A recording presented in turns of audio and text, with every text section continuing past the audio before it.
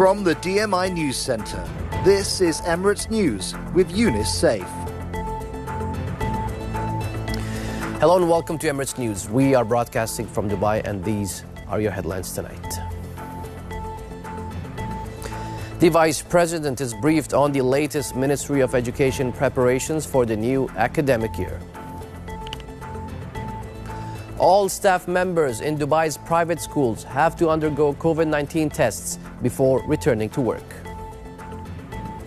I'm Greg Fairley in the business tonight. RTA and Dubai Air Navigation Services sign MOU in support of autonomous air vehicle projects, in part charting out corridors for aerial transport safety. And I'm Graham Clues, and in the sports, with the new football season in the UAE just 10 days away, all the Arabian Gulf League clubs are involved in friendly matches to get themselves match fit.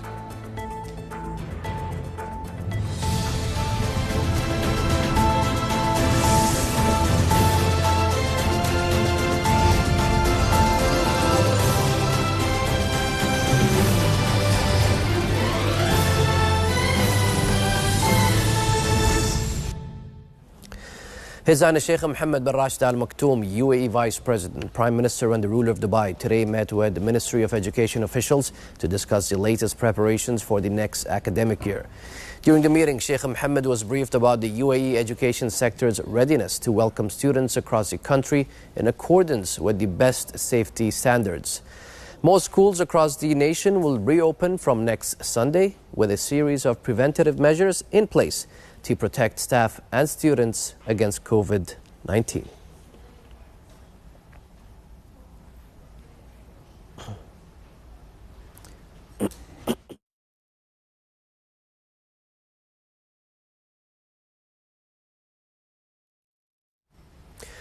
All staff members in Dubai's private schools will have to undergo COVID-19 tests before they return to work.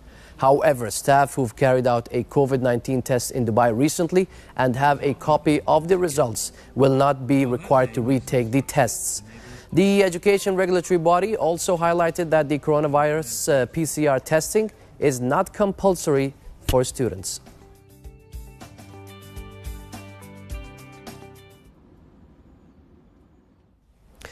Abu Dhabi media have apologized for a recent broadcast about a fabricated coronavirus story, saying that a comprehensive investigation is underway into the circumstances that led to the story's broadcast. In the piece aired on the Abu Dhabi Sports Channel, a false claim was made regarding the deaths of 5 people from one family due to COVID-19. The allegation was later denied. The Abu Dhabi Media Board of Directors has been discussing the inquiry and have issued a statement saying appropriate legal measures will be taken. The story had been referred by NCEMA to the Federal Emergency Crisis and Disasters Prosecution. Many people are volunteering to guide people through the procedures of the third phase of the COVID-19 vaccine clinical trials. The Abu Dhabi Media Office says more than 70 male and female participants have signed up so far. Officials explained that the volunteers have helped ease the process for those taking part in the vaccine trials. Those that received the vaccine have praised the well-organized procedure, clarifying that steps were clear and well defined. And a number of residents across Dubai, especially youth, have stepped up to help others amid the COVID-19 crisis. The Community Development Authority says in the first half of the year, volunteering hours have doubled compared to the same period last year. The number of active volunteers jumped by 54%. Officials say close to 30,000 volunteers of all ages and nationalities were active in the first 6 months of the year, and about 2,200 of them are new. Those who are interested to join the initiative may register through the authority's smart app or their website.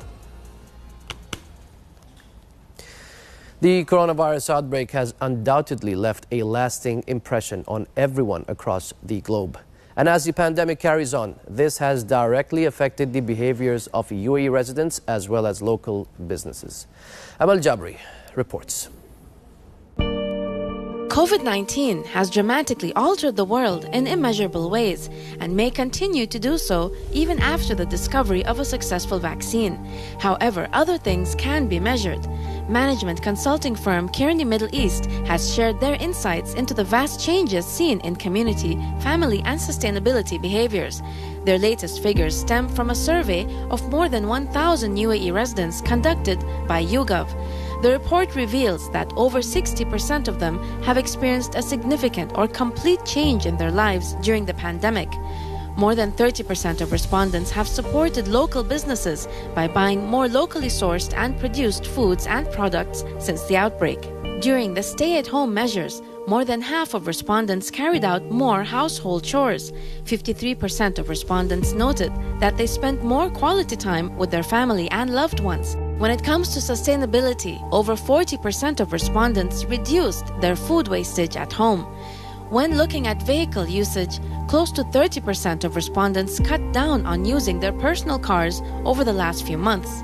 Researchers who conducted the study say despite maintaining social distancing, the current situation has made society more empathetic towards the most vulnerable, and this has brought communities closer together. The sanitization drive and social distancing measures have allowed people to break away from the norm and connect more with their families, friends, and communities. And if these positive family, societal, and sustainable behaviors are well maintained after the pandemic comes to an end, they have the potential to shape the right community values for the next 50 years. Amal Al-Jabri, Emirates News. The Dubai Health Authority has completed the first phase of expansion and renovation of Dubai Hospital's emergency department. The expansion aims to meet the growing demand for emergency services. The department receives more than 8,000 emergencies per month. After the expansion, it has 50 fully operational beds equipped with the latest technologies. The department now has a fully integrated maternity and pediatric unit. Additionally, the expansion also provided additional emergency rooms. Now, looking at global numbers, and there are more than 23.6 million people infected with COVID-19 around the world. And the death toll has passed 814,000. That's the latest from Johns Hopkins University. The U.S. has the highest number of infections with over 5.7 million cases and a death toll that surpassed 177,000. Brazil is next with more than 3.6 million cases and over 115,000 fatalities. India follows as it's fast approaching 3.2 million infections and over 58,000 deaths. Russia currently has more than 963,000 infections and over 16,000 deaths. And South Africa runs off the 5 hardest hit countries with more than 611,000 cases and over 13,000 deaths. In other news, Abu Dhabi police are again warning motorists of the risks of using your mobile phone while driving. The force have released a video on their social media channels to highlight the consequences for those breaking the law. The reminder comes as part of the Emirate-wide campaign. Distraction caused by phone usage is one of the most common cases of accidents on the roads of the UAE. Abu Dhabi police are also urging residents to inspect their vehicles, especially during the summer season. Motorists should constantly check the car's engine temperature and oil levels. Officials have also advised people to check their car battery, brakes, air condition, and tire pressure levels to avoid any accidents on the road. They clarified that well-serviced vehicles help ensure the safety of the motorist and passengers. We'll have to pause now for a short break, but also up next is Today's Business with Greg. UNIS, RTA and Dubai Air Navigation Services sign MOU in support of autonomous air vehicle projects, in part charting out corridors for aerial transport safety. That story and more on the way when we continue.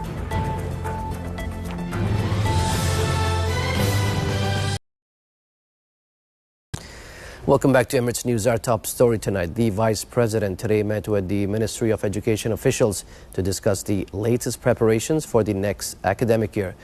During the meeting, Sheikh Mohammed was briefed about the UAE's education sector's readiness to welcome students across the country in accordance with the best safety standards. Time now for the business.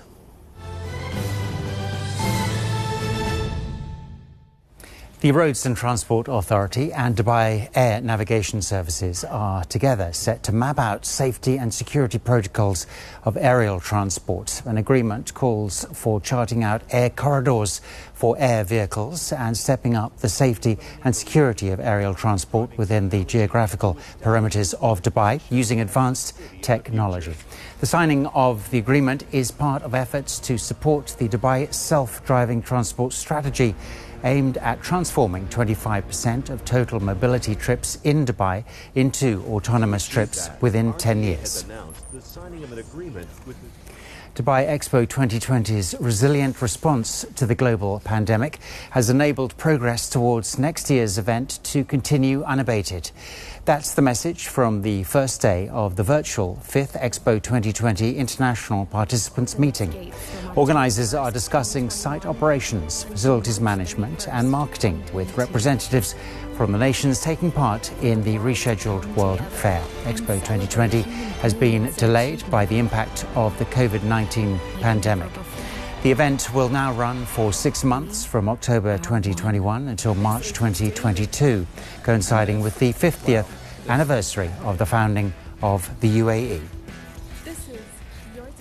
The UAE's Emirates has secured an exclusive liquefied petroleum gas distribution deal with Aquacool.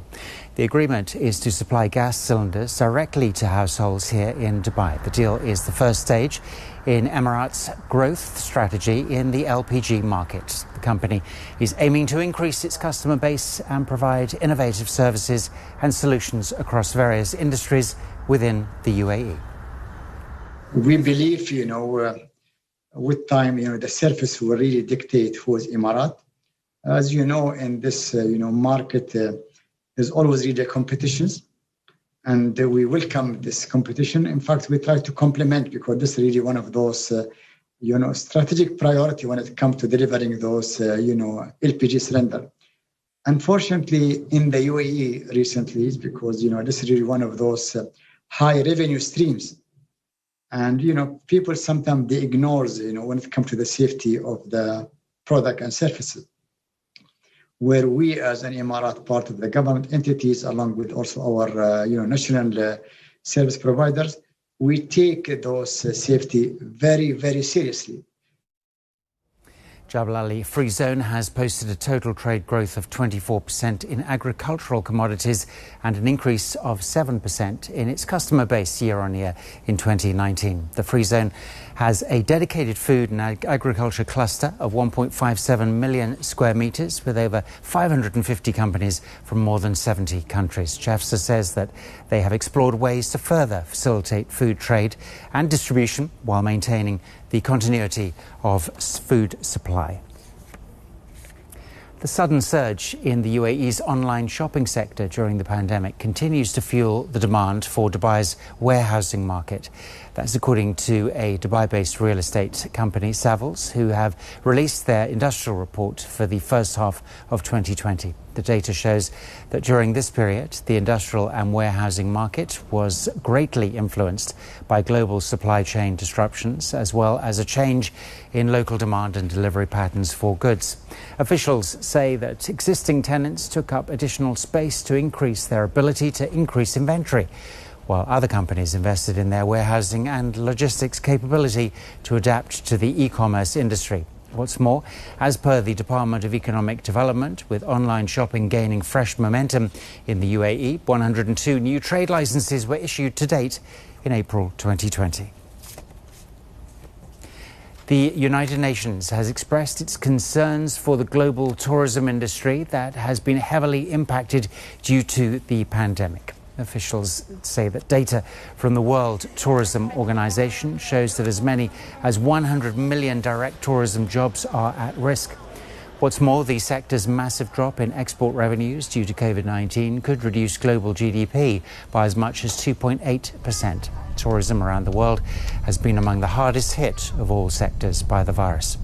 And this is mainly due to restrictions on travel and a sudden drop in consumer demand, leading to an unprecedented fall in international tourist numbers. Donata's joint venture company in Canada, GTA Donata, has just been awarded a 5-year ground handling licence, establishing operations at Vancouver International Airport from the fourth quarter of this year. In 2019, GTA Donata assisted 1.2 million passengers and moved over 90,000 tonnes of cargo at Toronto Pearson International Airport. And that's your business tonight, keeping you up to date. Now back to Eunice.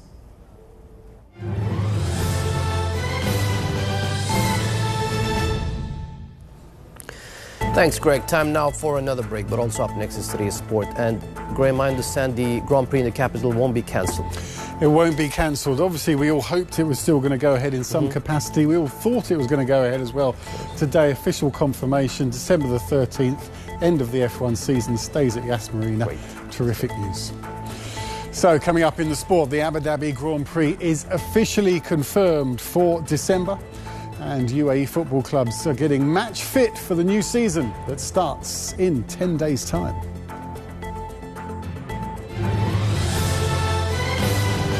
You're watching Emirates News. Our top story tonight. The Vice President today met with the Ministry of Education officials to discuss the latest preparations for the next academic year. During the meeting, Sheikh Mohammed was briefed about the UAE's education sector's readiness to welcome students across the country in accordance with the best safety standards. Time now for the sport.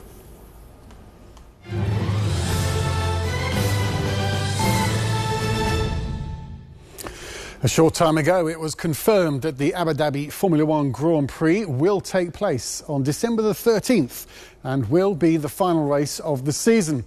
Now, up until today, it was expected to go ahead at some point later this year, but F1 bosses hadn't yet made it official. Today, though, they finalised the last 4 races of their adjusted season.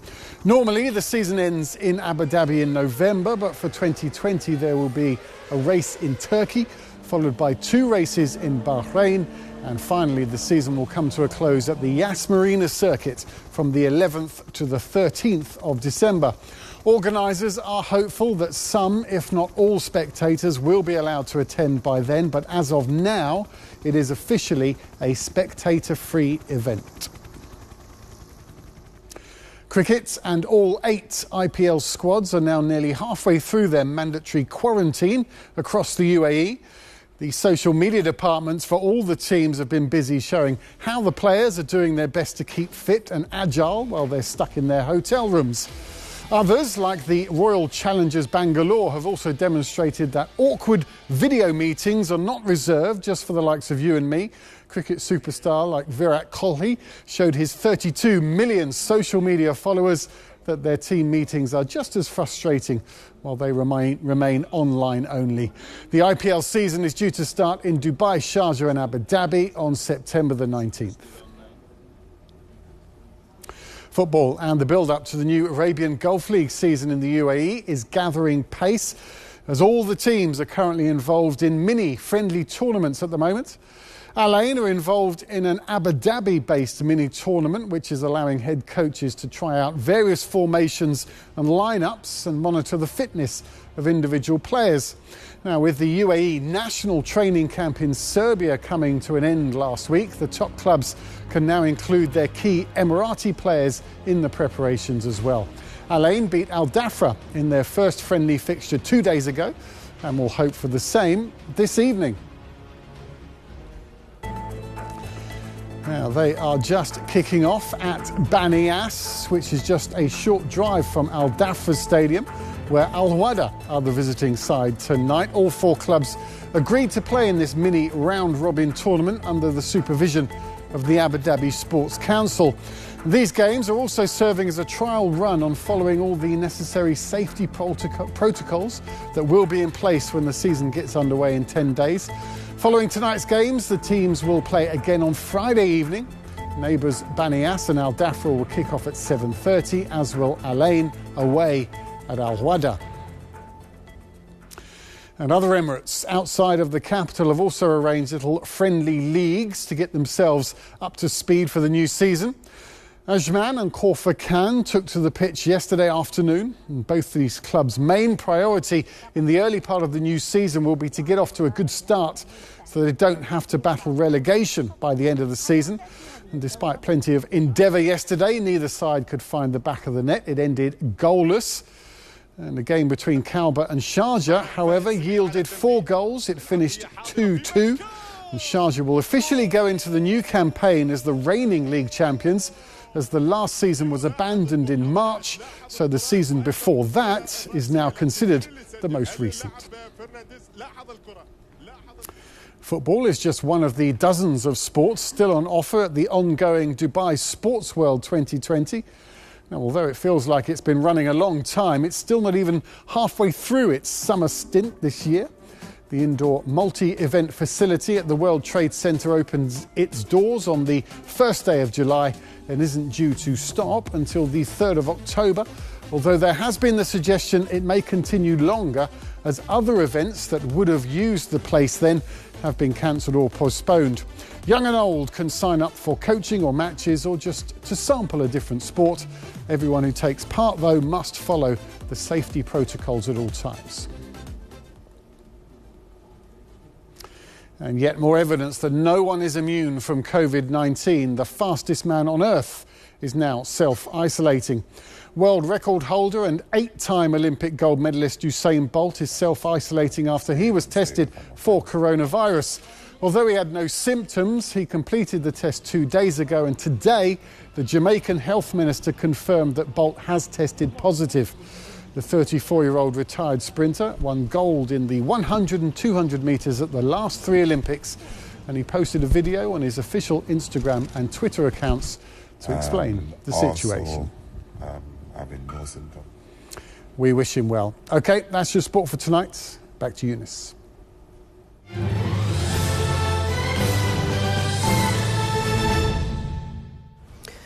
Thanks, Graham. Climb Abu Dhabi has hosted a life-changing experience for one couple. A surprise marriage proposal was set up in the world's largest indoor skydiving wind tunnel.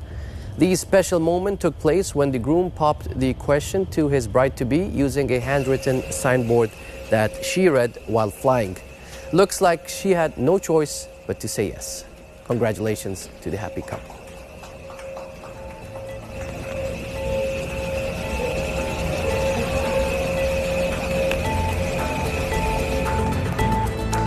And with that, we end tonight's bulletin. Thanks for watching. You can follow us on Twitter and Instagram at Dubai One TV. We'll be back again tomorrow. But for now, have a great evening.